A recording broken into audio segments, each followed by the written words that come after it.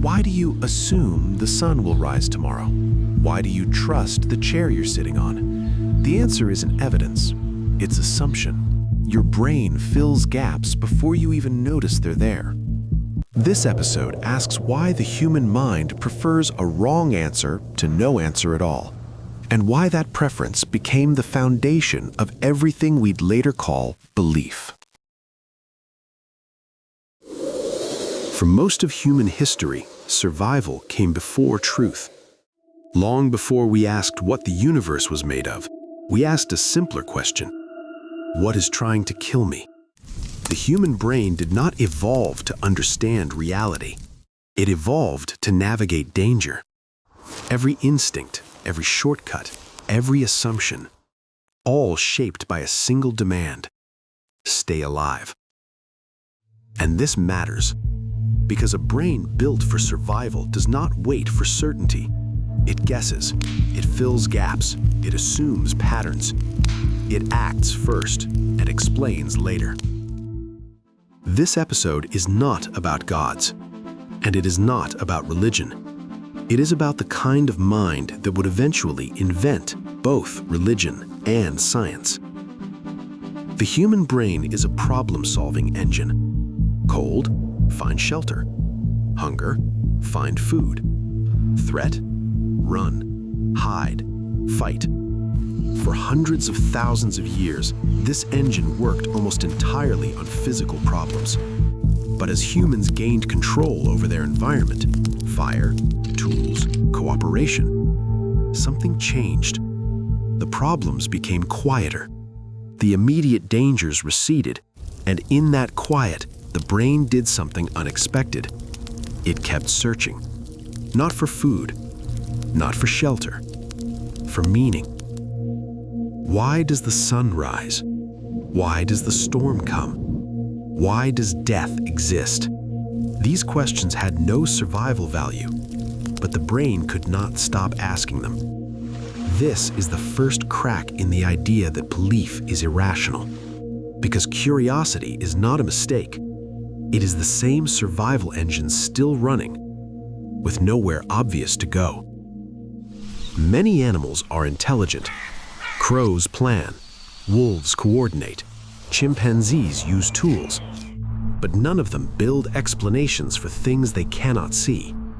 The difference is not intelligence, it is intolerance for uncertainty. Humans are uniquely uncomfortable with not knowing. A lion does not wonder whether the sun will rise tomorrow. It waits.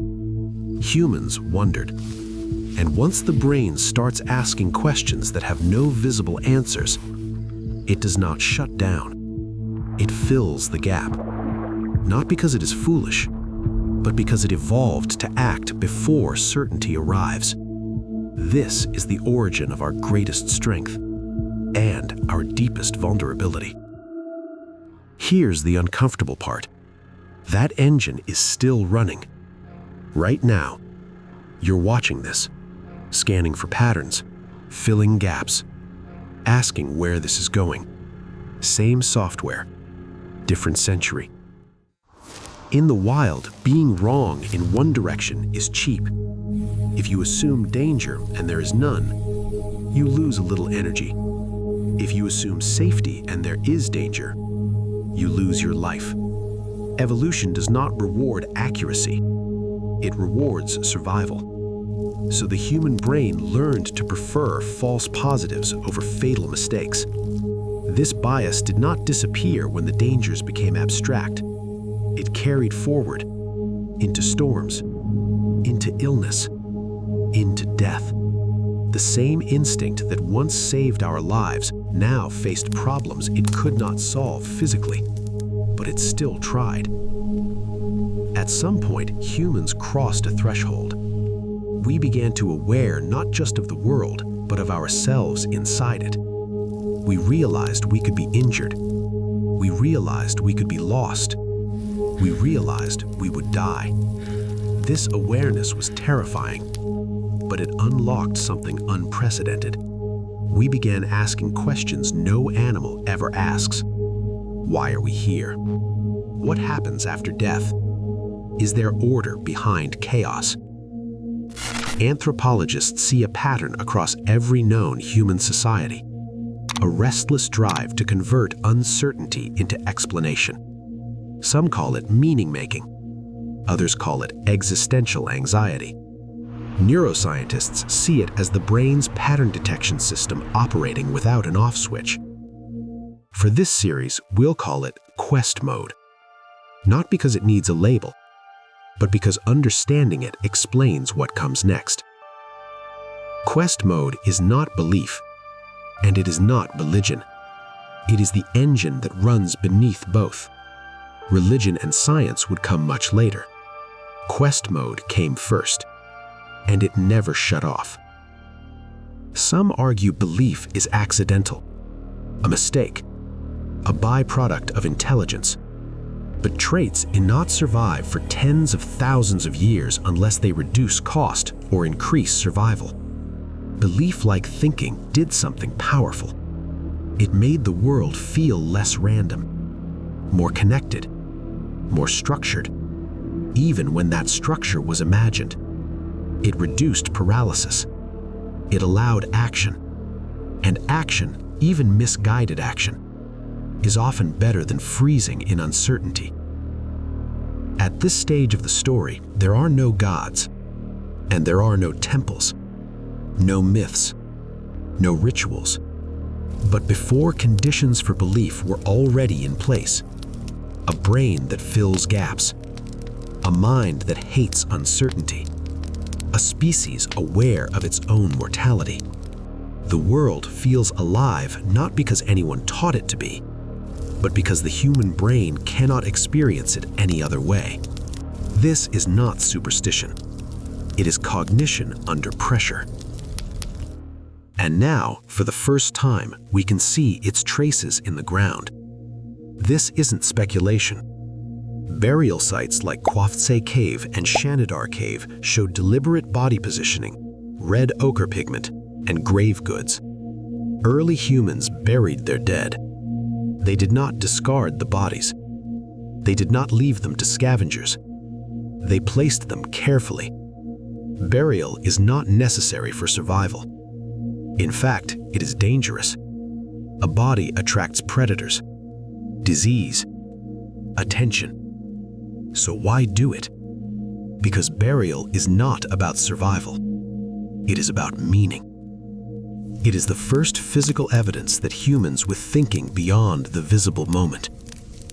And then, around 40,000 years ago, something changed again. Deep inside caves, far from daily life, images appeared on stone walls. They did not feed. They did not shelter. They did not protect. But the hand stencils matter. This was not decoration. A human being saying, "I was here. I exist." Once you can think in symbols, you can imagine worlds that do not physically exist. For a long time, historians believed civilization created religion. First farming, then cities, then temples. But that story is incomplete. In southeastern Turkey, there is a place called Göbekli Tepe, older than cities, older than farming, older than writing. Built by hunter-gatherers with no metal tools, no wheel, no beasts of burden. And yet they moved stones weighing tens of tons. There are no houses here, no permanent settlement, no evidence of daily life. This was not a city. It was a sacred place, a temple before civilization. The chronology suggests something unexpected. The temple came first. Some archaeologists now argue that the need to gather for ritual created the pressure to cultivate wild grasses to feed large groups. Not all experts agree. Interpretations vary, but the stones do not lie about their age. Something powerful enough to mobilize hundreds of people existed before agriculture. Who were they gathering for? There was no first god with a name. Before Zeus, before Ra, before Yahweh or Brahma, there was animism, the belief that everything has a spirit, The river is not just water. The mountain watches. The animal you hunt has a soul. These beliefs did not explain the universe accurately, but they did something more important. They created order. They turned chaos into something negotiable. Helplessness became agency. And yet the human quest did not stop. Even after answering why, we kept asking how. The same curiosity that saw gods in thunder eventually saw mathematics in the stars. Priests tracking planets laid the foundations of astronomy. Healers mixing herbs laid the foundations of medicine. Religion and science are often framed as enemies, but if you go back far enough to the first fire, they were born from the same spark. Both are answers to the same question. For tens of thousands of years, gods existed only in minds, in stories, and in the wind. But before gods had names, before temples had walls, before belief became systems and power, there was something more fundamental. A brain built to survive by assuming intention. In the next episode, we look at how a brain built to survive learned to see intention everywhere, even when nothing was there. Subscribe and follow the search for the origin of us.